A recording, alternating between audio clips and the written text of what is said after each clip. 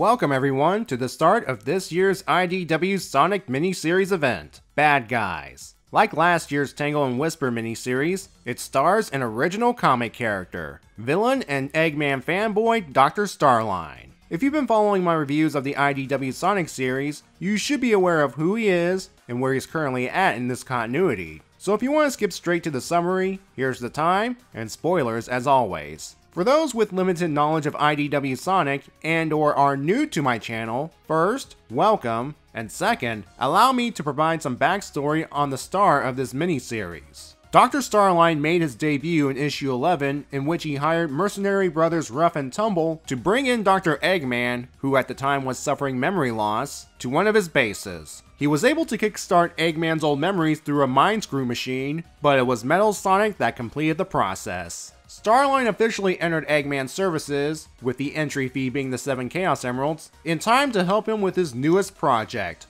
unleashing the metal virus on the world. Even though he was praising his work, Starline started to notice some cracks. First, he learned the hard way that Eggman's the only one allowed to defeat Sonic, and second, Eggman's planning lacked finesse and proper preparation. The out-of-control metal virus exemplifies number 2 clearly. With the situation getting out of control, and his faith in Eggman waning, Starline took matters into his own hands and recruited the Deadly Six to control the metal virus, hoping that he can control them. So how did he bring them all the way from the Lost Hex to the main planet quickly? See that thing on his left glove? That is the Warp Topaz. Starline could use it to create portals to any location and screw around with his enemies. It took a while for him to get it to work properly. Anyway, Starline's plan to control the Zeddy backfires, and they assumed control of the metal virus operation. Starline, along with Eggman and Metal Sonic, escaped to Angel Island where the heroes were taking refuge.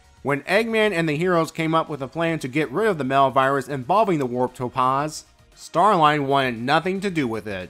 Just as he's warping away to salvage the situation his way, Eggman and Metal Sonic took the Warp Topaz and tossed Starline through the closing portal. Sonic and Silver would go on and use it to save the world. We would later find Starline in his repository. You'd think after the way Eggman treated him, it would kill his admiration for his idol. Well, afraid not. Instead, he's shifting his focus. He wants to demonstrate to Eggman how to better utilize one's resources and is determined to conquer the world in his name. He believes it'll earn him the respect of his senpai. But first, Starline will need some resources.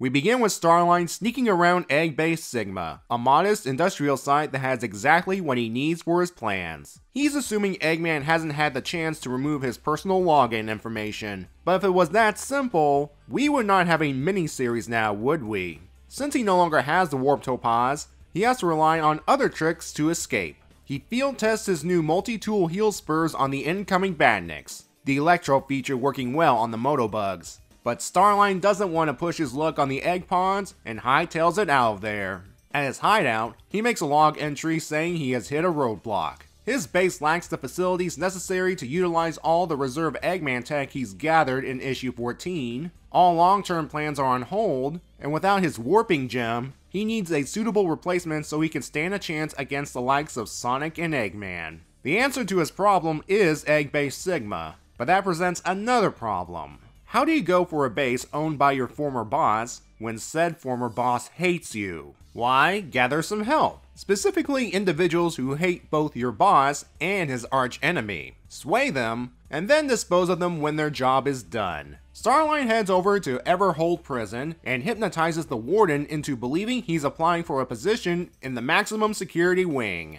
The warden leads him to said wing, where in one of the cells is the warden? No, that's actually shape-shifting mercenary Mimic. The warden gives a brief description on who's in the wing, but you know what? I can do a better job at providing detailed information than him. Like I said, in cell number 1 is Mimic. He made his debut in the Tangle and Whisper miniseries as Whisper's personal enemy. In fact, they were once part of the same team, the Diamond Cutters, an anti-Eggman mercenary group. While 4 of them were in for the cause, Mimic was only in it for the reward. When things got rough, he allied with Eggman to kill his teammates. 3 of them were tricked into a facility where shadow androids did the deed. Whisper survived by remaining outside. Since then, the two played a game of cat and mouse until Mimic was captured and sent here. His main asset is the ability to shapeshift into anyone, but there are imperfections if you know how to spot them. 1. The person being copied is off-colored from the original, and 2. All forms will have suckers on their hands. He cannot get rid of them for some reason. Inside cell number 2 are the Skunk brothers, Rough and Tumble. Debuting in issue 3 of the main book, they conquered and ruled Barricade Town, a major Wispman distribution center, before Sonic and Knuckles put an end to that.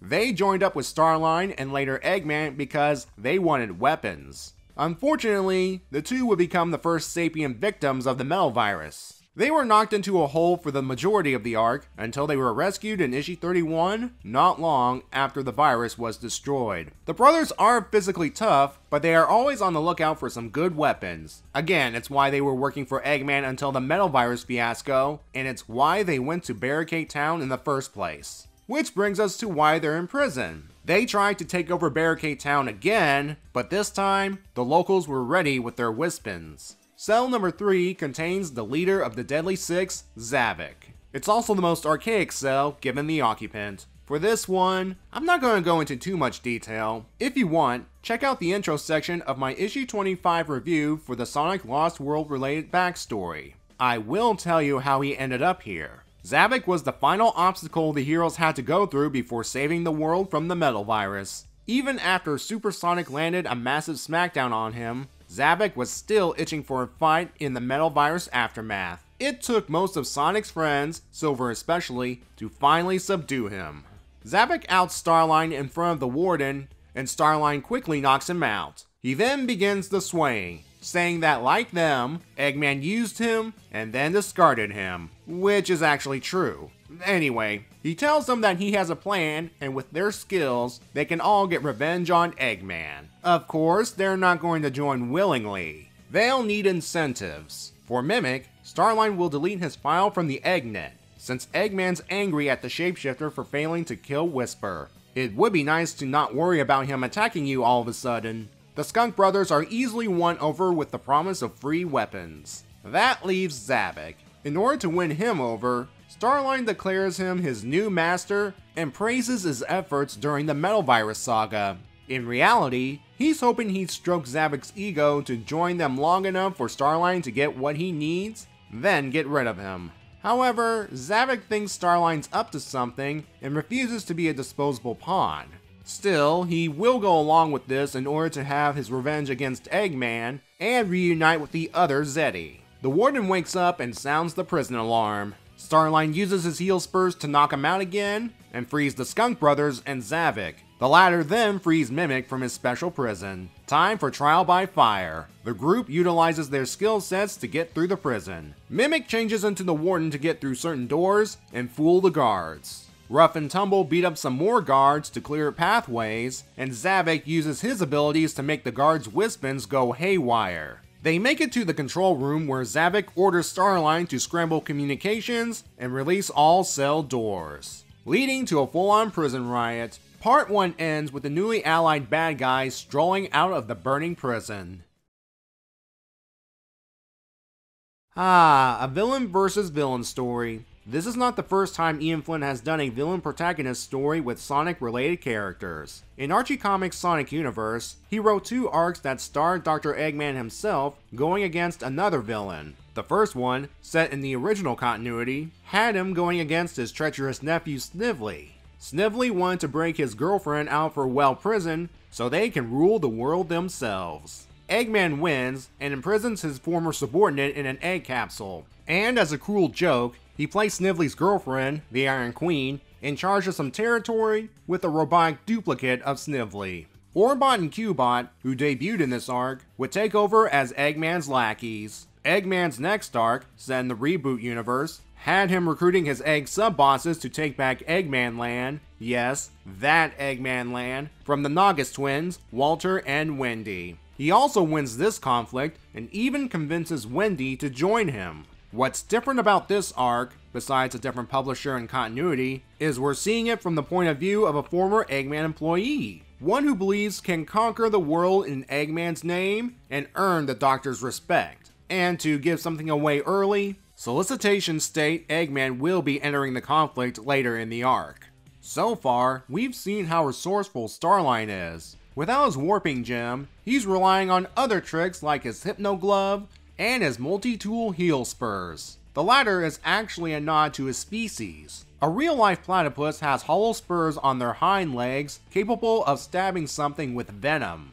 There's your animal trivia for the day. The glove he has is identical to the previous one, which means he could have always had hypnotic abilities. As he's aware, there are only short-term solutions and needs Eggman's base for something long-term, which brings us to the long-term project he's working on. These personal enforcers. I assume they're some type of advanced robots. This makes me want to root for Starline a little because I want to see what they look like finished. Well, he has succeeded in step 1 of his plan. He's managed to make temporary alliances with his cannon fodder, other villains, that Eggman screwed over. But will it last long enough for Starline to accomplish his goal? While they did well breaking out of prison, a lot of times during these villainous team-ups, they often break apart at inopportune moments, due to backstabbing, ego, etc. There's already hints of that happening, at least with Zavik.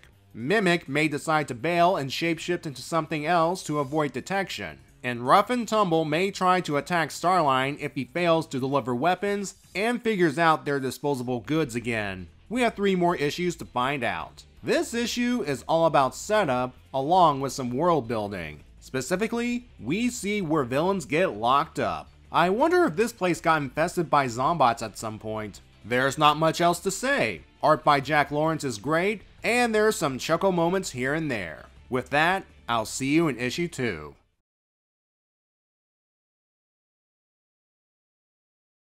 I know it's supposed to be a nod to the Sonic X version of Prison Island, but what is the in-universe reason Everhold Prison resembles a guitar from above? Was the designer a musician or something?